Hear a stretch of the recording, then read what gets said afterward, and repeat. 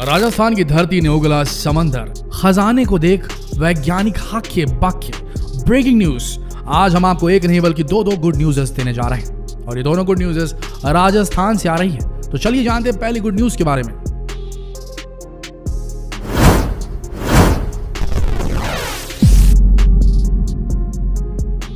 हम आपको ऐसे खजाने के बारे में बता रहे हैं जिसे देखकर तो वैज्ञानिकों के साथ साथ आपकी आंखें भी खुली की खुली रह जाएंगी। राजस्थान का शेखावटी जोन पूरे इंडिया के लिए बहुत बड़ी खुशी देने वाला है।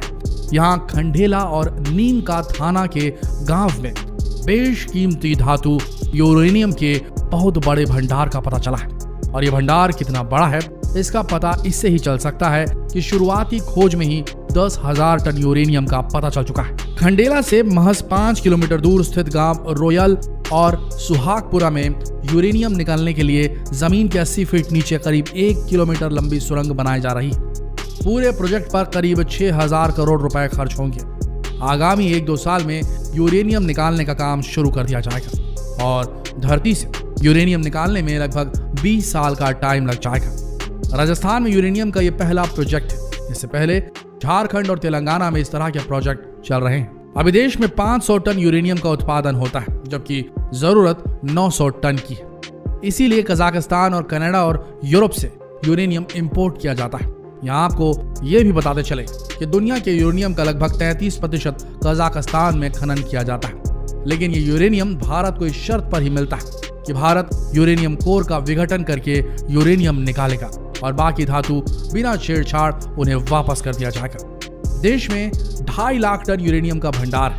इसमें से 1,44,000 टन तेलंगाना और आंध्र प्रदेश और 75,000 टन झारखंड में जमीन के नीचे दबा हुआ है। 5,000 टन देश के दूसरे हिस्सों में बटा हुआ है। अब आप सोच ही रहे होंगे कि भाई तेल, गैस और पानी तो समझ में आता है, पर आखिर यूरेनियम इतना इंपॉर्टेंट क्यों है? तो आपको बता दें कि यूरेनियम का उपयोग परमाणु रिएक्टर में फ्यूल के रूप में किया जाता है। यूरेनियम का उपयोग सेना द्वारा विशेष गोला बारूद के लिए भी किया जाता है।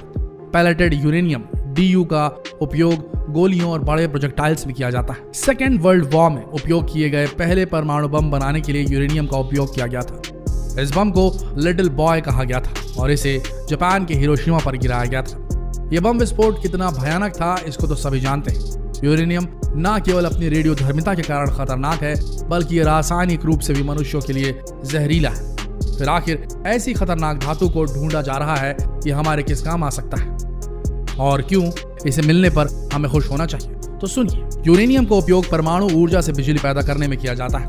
अब देश में बिजली आपूर्ति का क्या हाल है उसे तो आप जानते ही। आज भी कई इलाके हैं जहां बिजली कुछ घंटे ही आती है या आती ही नहीं है।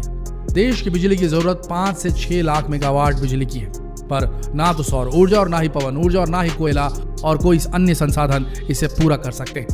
लेकिन यूरेनियम के नए भंडार मिलने से एक उम्मीद बंधी है कि अब शायद देश के हर कोने में बिजली पहुंचाने का सपना पूरा हो सके। अभी देश में 5,680 मेगावाट न्यूक्लियर बिजली बन रही है। 10 नए प्लांट बन रहे हैं। इनसे 7,700 मेगावाट और बनेगी बिजली। इसका सीधा लाभ देश के किसानों और मिडिल क्लास के लोगों को मिलेगा। तो बताइए, यूरेनियम के भंडार का मिलना किसी खजाने से कम है क्या? चलिए अब आपको सुनाते हैं दूसरी गुड न्यूज जो राजस्थान से आ रही है। राजस्थान को मिला सरस्वती नदी का वरदान। रेगिस्तान की रेत के नीचे समुंदर मार रहा है हिलोरे। 100 साल तक नहीं होगी पानी की किल्लत। पानी की बूंद बूंद को तरसने वाले रेगिस्तान में पानी का भंडार मिलना किसी ब्रेकिंग न्यूज से कम नहीं। आइए जानते हैं आखिर कहां मिला है पानी और क्या ये पानी रेगिस्तान की प्यास बुझा पाएगा। बाड़मेर सांचौर बेसिन के 311 स्क्वायर किलोमीटर इलाके में पानी मिलने के संकेत मिले। इससे पहले यहाँ तेल और गैस के भंडार भी मिल चुके हैं और अब तो ये तय है कि तेल और गैस के भंडार के नीचे पानी भी मौजूद है। राजस्थान के बाड़मेर जिले में की गई इस खोज से सभी भूगर्भ वैज्ञानिक बहुत ज्यादा एक्साइटेड हैं और ये खबर राजस्थान के लिए किसी बड़ी सौगात से कम नहीं। 350 मीटर रेत के नीचे पानी के बहुत बड़े स्रोतों को खोजा गया। अब इसे सरस्वती नदी से जुड़ा हुआ भी माना जा रहा है क्योंकि यही वो जगह है जहां सैकड़ों साल पहले सरस्वती नदी बहती थी और अब इसी जगह पानी का विशाल भंडार मिला है। 4,800 खरब लीटर का यह विशाल भंडार किसी सागर से कम नहीं। ये खोज बाड़मेर के माड़पुरा गांव में की गई, लेकिन सिर्फ पानी मिल जाने से ही समस्या समाप्त नहीं हो जाती, क्योंकि ये पानी पीने लायक नहीं है। ये सलाइन वाटर है, इसमें लवण या सॉल्ट की मात्रा बहुत अधिक है, खारा पानी है। इस पानी में लवण की मात्रा 5000 मिलीग्राम प्रति लीटर से 20,000 मिलीग्राम है, जबकि ड्रिंकिंग वाटर में लवण की मात्रा 1000 मिलीग्राम प्रति लीटर तक होती है। अब समस्या है कि इस पानी को पीने लायक बनाया कैसे जाए। इसके लिए सरकार को वही तरकीब अपनानी होगी जो खाड़ी देशों में पानी को पीने लायक बनाने के लिए यूज आती है। खाड़ी देशों में समुद्र के पानी को पेयजल में बदला जाता है। इजराइल और खाड़ी देशों में 3500 मिलीग्राम पर लीटर लवणीयता वाले समुद्री जल को सौर ऊर्जा प्लांट से साफ किया जाता है। अगर यहाँ भी ऐसे ही प्रयास किया जाए तो अनुमान है कि पश्चिमी राजस्थान के बाड़मेर जैसलमेर क्षेत्र में इतना भूजल है कि 100 सालों तक इन इलाकों के लोगों को पानी की किल्लत नहीं होने वाली।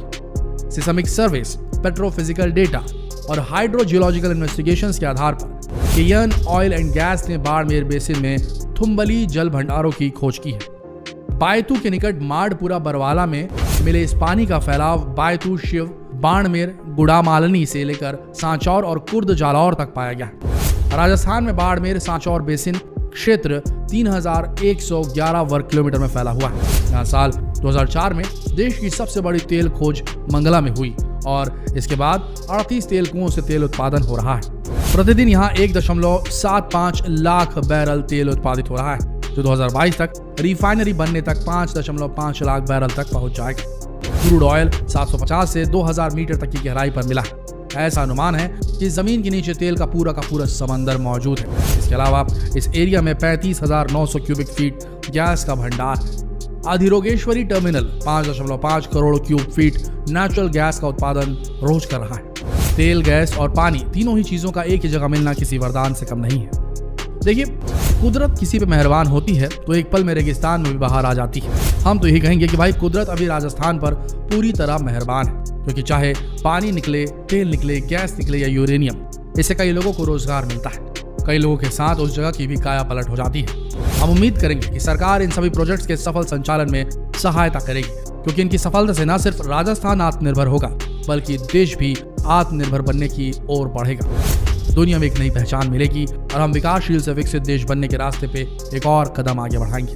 आशा करते हैं ये बेहतरीन खबर आप सबको पसंद आई होगी। जितना हो सके इसे शेयर करें, फेसबुक पर, व्हाट्सएप पर, यूट्यूब पर। हर राजस्थान वासी तक इस खबर को पहुंचाएं और हर देशवासी तक पहुंचाएं। शेयर कीजिए इस वीडियो को। मिलते हैं अगले दिलचस्प वीडियो में। तब तक के लिए आप सबका इस वीडियो के अंत तक बने रहने के लिए दिल से धन्यवाद।